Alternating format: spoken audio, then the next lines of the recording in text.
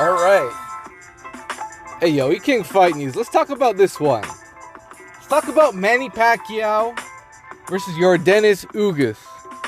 Or Ugas. Or Ugas, whatever you want to call him. Yordenis Ugas has one of the more underrated records in boxing. In my opinion, he beat Sean Porter. Clearly, in my opinion, he beat Sean Porter. I'm sorry. But if you want to talk about Sean Porter being pound for pound, top 5, no. Because he lost to Yordenis Ugas in a fight that wasn't close. It wasn't a close... Okay, whatever. You can have it 115, 113, but come on. Yordenis Ugas won that fight, man. And the fact that nobody, damn near nobody, really turned that into a big deal shows there's huge bias in boxing. Yordenis Ugas won that fight. He's the underrated, skillful guy here that Manny Pacquiao, looks like he could be underestimating. This is the worst position to be in if you're a guy like Manny Pacquiao. You have a high-profile fight. The fighter pulls out due to whatever reason. You get a replacement that is just as dangerous, that is highly skilled. He's a Cuban fighter. You know what that means. He's got a little bit of that Rigondeaux in him. He's got a little bit of that, straight left hand type action. He's got a really long jab. He knows how to use his height. Manny Pacquiao's a guy really moving up in weight, but at the same time, he's kind of grown into 147. That's really where he maxes out as a fighter, even though, in his prime, yeah, he could fluctuate a bit, not so much right now. Manny Pacquiao, as much as he is a phenom to where he's fought at a higher level and at a higher age that compared to Floyd Mayweather, right? Floyd Mayweather hasn't fought an A-level fighter. His last fight was Andre Berto. Berto wasn't an A-level fighter. What was the fight before that? Manny Pacquiao? Since Manny Pacquiao? I could be wrong.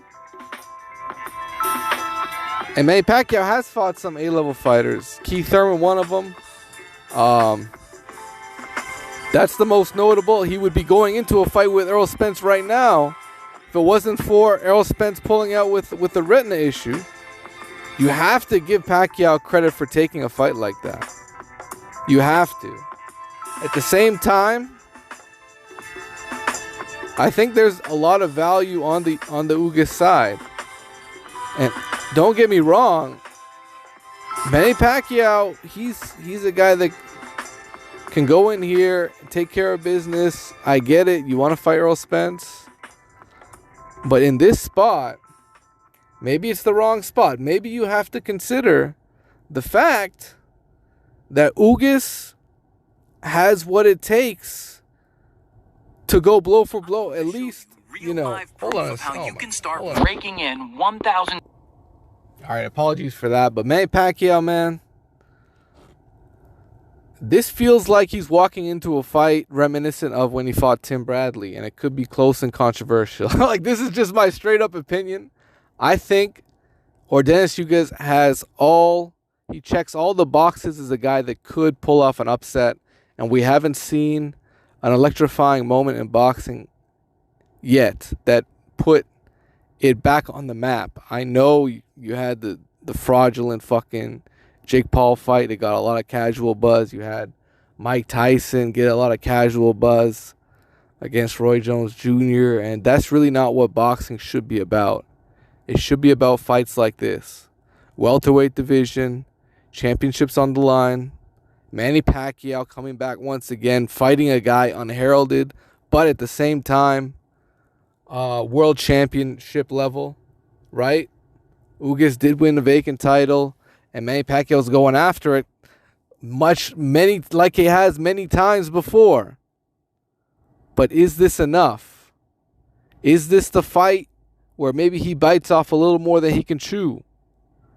if he's underestimating Ugas, thinking it's an easy fight, because that's what the people around him are saying. If he can fall for his own hype one time, Yordenis Ugas has all the skills and the tools to take a fighter like Manny Pacquiao and neutralize him. But what he's got to do is make sure you catch Pacquiao off balance. You don't let him get into his rhythm. If Pacquiao can get into his rhythm and just do this hippity hoppity shit where he's bouncing back and forth, and you let him do that shit to you,